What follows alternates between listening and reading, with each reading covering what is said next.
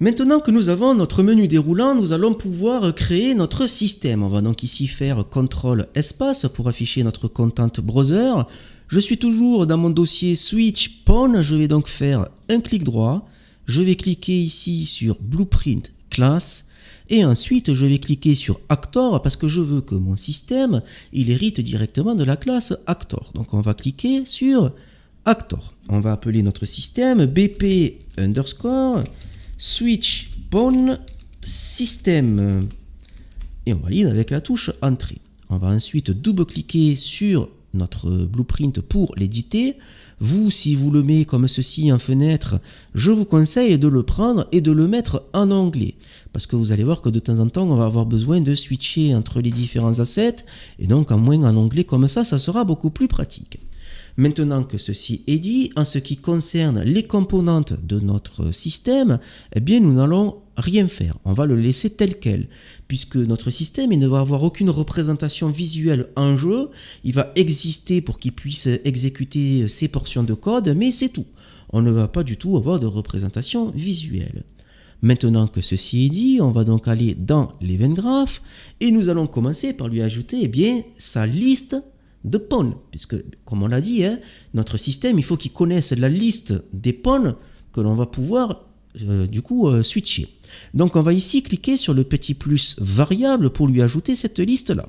Donc on clique sur le petit plus variable et nous allons appeler notre variable pawn au pluriel parce que justement cette variable va contenir plusieurs pawns. Maintenant que l'on a fait ceci, nous allons modifier son type. Vous allez voir que le type de variable de notre variable pawn ici, ça va être la chose la plus compliquée de ce tutoriel.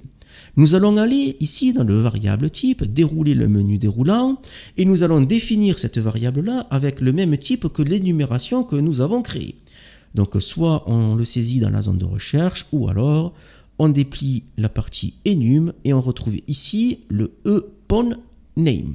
Donc on va cliquer sur notre e-pawn name. Maintenant qu'on a fait ceci, je vais compiler. Et avant d'aller plus loin, je fais une petite aparté, petite astuce.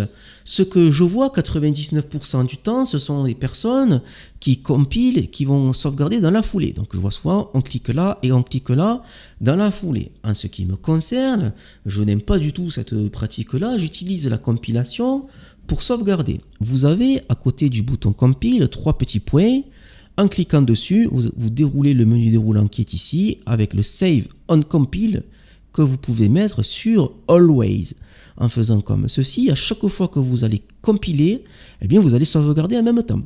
Donc avec un bouton, vous faites les deux. Vous compilez et vous sauvegardez. Donc à titre personnel, c'est ce que je fais. Donc vous n'allez jamais me voir cliquer sur le bouton Save. Vous allez me voir souvent cliquer sur le bouton Compile que je vais utiliser pour sauvegarder. Maintenant que ceci est dit, donc, nous avons une variable pawn qui est de type e-pawn-name. Nous allons donc maintenant déplier le menu déroulant qui est ici, parce que comme vous vous en doutez, ici, cette variable va contenir une liste de pawns. Et donc, du coup, on va dérouler ceci, et contrairement à ce que l'on pourrait imaginer, nous n'allons pas prendre array.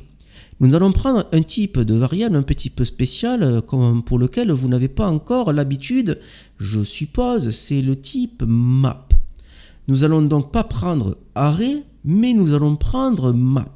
On va donc cliquer sur map. En cliquant sur map, ça nous a fait apparaître un deuxième menu déroulant. Donc je prends un petit peu plus de place ici, qui nous permet de définir encore un autre type. Donc on va dérouler ceci et nous allons saisir pawn.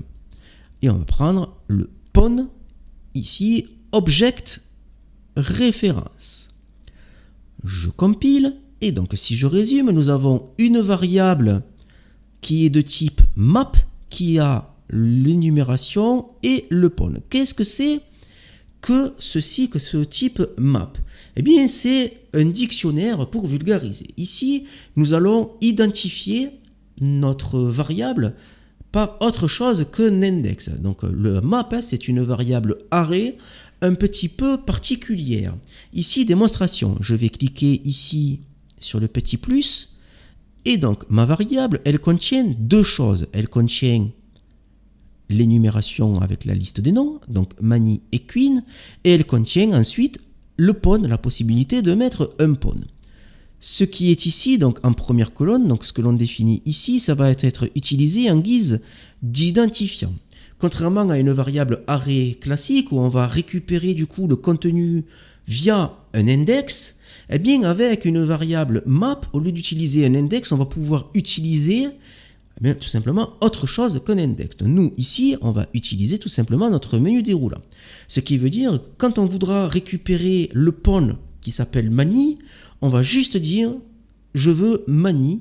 Donc, simplement en choisissant Mani, ça va nous renvoyer ce qu'il y a à côté. Les variables ici, comme on a utilisé là, de type map, on ne peut avoir qu'un identifiant unique. Ce qui veut dire que si j'essaye d'ajouter un autre élément qui va avoir comme identifiant ici Mani, regardez ce qui se passe. On nous dit c'est pas possible. Parce que la clé, ceci c'est utilisé comme clé d'identification, c'est déjà utilisé. Si je choisis ici Queen et que maintenant j'essaye d'ajouter un deuxième, ben là je peux. Parce que comme lui c'était Queen, par défaut comme il essaye de mettre Mani, là on est bon. Donc là j'ai pu mettre les deux. Ce qui veut dire que là dans ma liste je n'ai que deux noms, eh bien dans ma variable je ne pourrais pas avoir plus que deux personnages. Donc on va utiliser la clé qui est ici, qui va être la liste de noms en tant qu'identifiant pour renvoyer la valeur qui se trouve à côté. Au lieu d'utiliser un index, on va utiliser un identifiant de notre choix.